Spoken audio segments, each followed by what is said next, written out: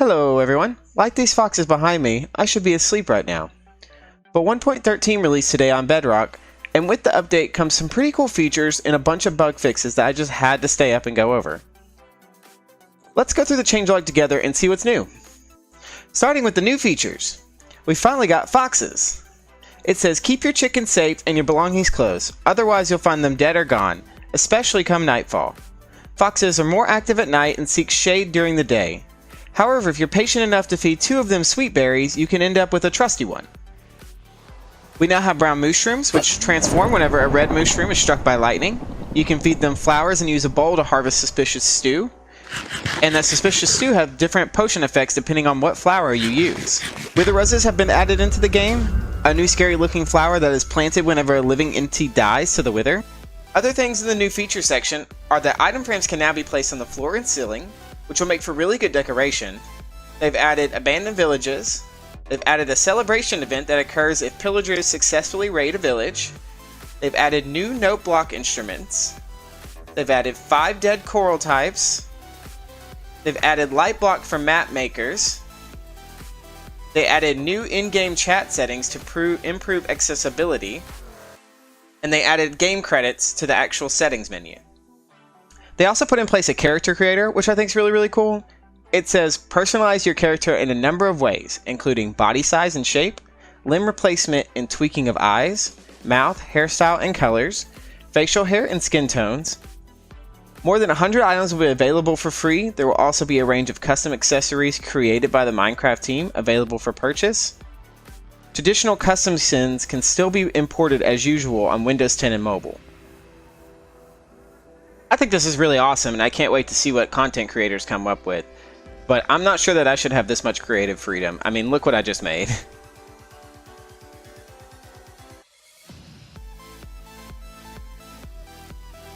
Now that we're done with all the new and cool stuff, it's time for the tedious and technical stuff. And honestly, if you don't want to hear me read all this off, I'll have the link for the changelog in the description, and you can just go read them if you'd like to. So this is a long list, so forgive me if my brain kind of crosses some of the words together.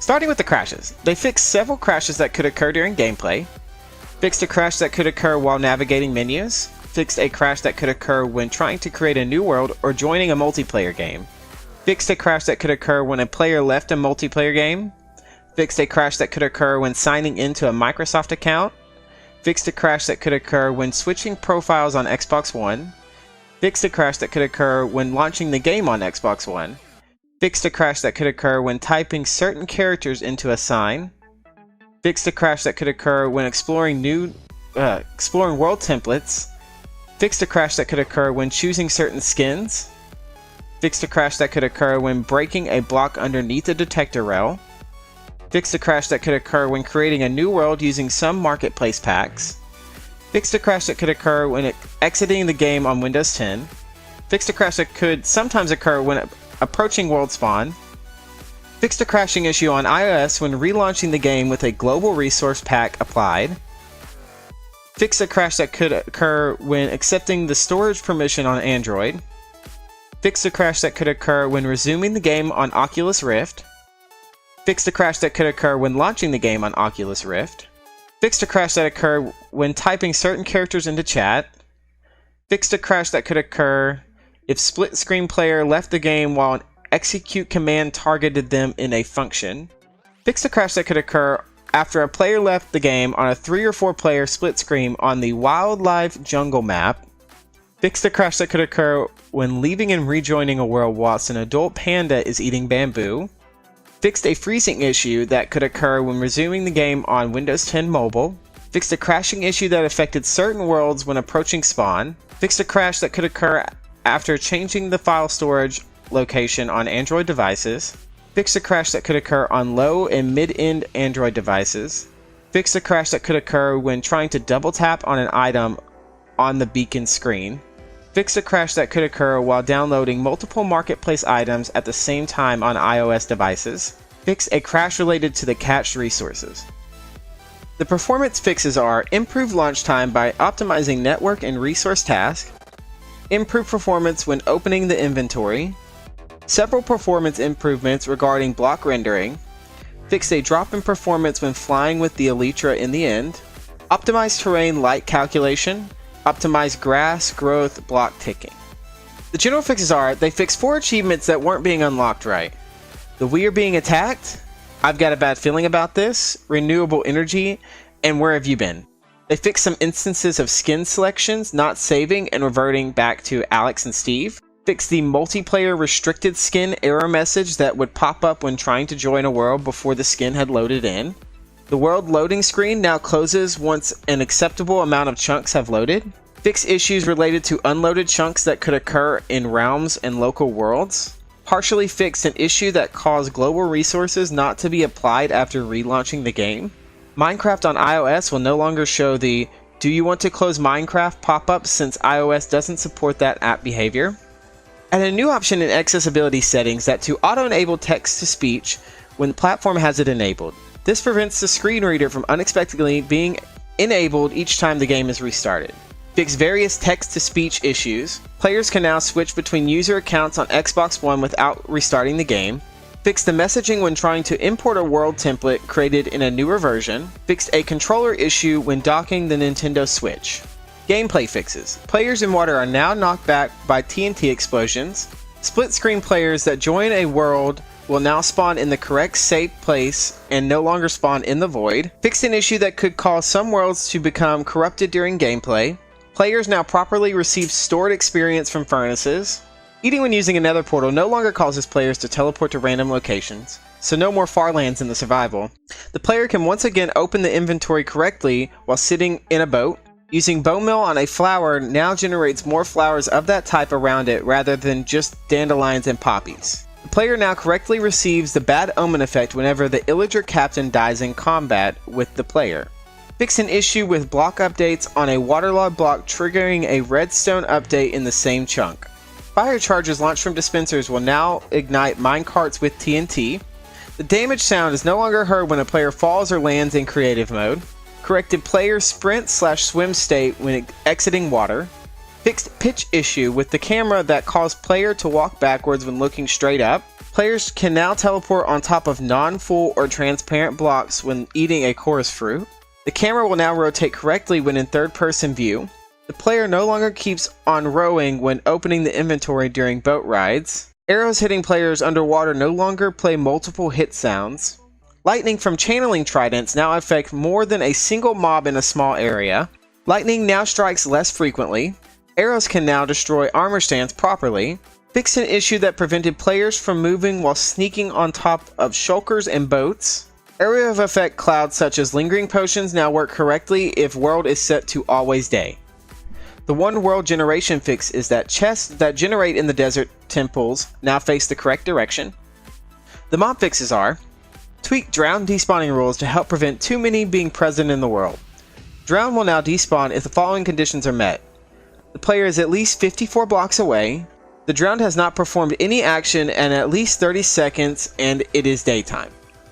Iron golems are no longer knocked back by explosions. Fix the sitting position for baby zombie jockeys. Fix the death animation of spiders. The wither once again has its blue shield. Lazy pandas no longer float above the ground when lying on their backs. Baby pigs now turn into baby zombie pigmen when struck by lightning. Pillagers now spawn around pillager outposts more frequently. Fix player alignment to beds when sleeping. Zombies can no longer break iron doors. Zombies once again spawn in caves. Village mobs such as iron golems and cats can no longer spawn inside blocks. Ravagers can now pathfind through water. Cured zombie villagers now keep their trade level. Jockeys no longer get struck trying to move to unreachable mounts. Cod, salmon, tropical fish, and pufferfish now drop experience when killed. Mobs will no longer break turtle eggs when mob griefing is disabled. Mobs can now pathfind correctly through waterlogged blocks. Mobs can now pathfind correctly on unlit campfires. Mobs once again drop armor and equipment as loot. Mobs no longer drop fully repaired weapons as loot. Leads now connect to mobs at the correct position. Mobs no longer attempt to pathfind over 1.5 block high obstacles. Villagers will now all go to sleep correctly at night. Creepers no longer lose aggro when line of sight is broken briefly. Zombies no longer get stuck on doors. Mobs standing on slabs are no longer immune to sunlight damage after reloading the world. Witches no longer spawn in 1.8 high gaps. Animal breeding cooldowns no longer reset after reloading the world. Endermen holding red sand no longer drop regular sand when killed. Endermen are correctly affected by the invisibility effect when applied. Fix the held sword position for Vex mobs. Entity hit and collision boxes no longer exist during mob death animations. Wither skeletons are no longer affected by the wither effect. Mobs and entities are no longer slow when walking one block above ice. Baby zombies are now able to ride zombie pigmen. Increase the speed the phantom's wings flap. Drowned on land now attack based on brightness level rather than time of day. Dolphins once again follow players in boats. Nether portals now spawn zombie pigmen on easy difficulty. Fix creeper farms by adjusting mob height spawning logic. Strays and skeletons now show enchanted bows when held. Villagers now show angry particles when hit by a player even if they haven't traded with yet. Parrots can now be picked in creative mode by using pick block. Mobs now attack the player correctly while standing on soul sand. Villagers now close doors that have been opened by a player or redstone. Villager trade levels now match Java Edition with 5 profession level badges. Farmers now correctly harvest crops when their inventory is not full. Villagers now hide more consistently during a raid. Fix the Toast Rabbit Easter egg. Updated Mason trades. Fix the Cartographer trade so it now requires 11 glass panes instead of 10. The block fixes are: beacons now play the correct ambient sound. TNT no longer falls through blocks when lit. Lava now correctly affects mobs that come in contact with it. Standing in a cauldron of lava now deals the correct amount of damage to players. Falling snow can no longer replace other blocks. Using pick block on lit redstone now gives the player the correct block. Frosted ice no longer causes performance issues when it's waiting to melt underground. Leaves collected with silk touch now stack correctly with other leaves of the same type. Shulker boxes can no longer be placed in the same space as the player. Wood blocks now have proper directional placement. Jukeboxes now stop playing music after being broken. Furnaces now play all applicable sounds at the correct pitch. The beacon block can now suffocate players and mobs like other opaque blocks. Hoppers now pick up items from above correctly. Pistons now have the correct texture when placed in any direction. Granite, diorite, and andesite can no longer be smelted into smooth stone. Explosions no longer destroy and drop in gateway blocks. Sneaking on redstone ore no longer triggers glow. Anvils now take damage correctly after use. Water being dispensed from a dispenser no longer breaks in portals and gateways, so goodbye wither farms. Dispensers now place boats correctly.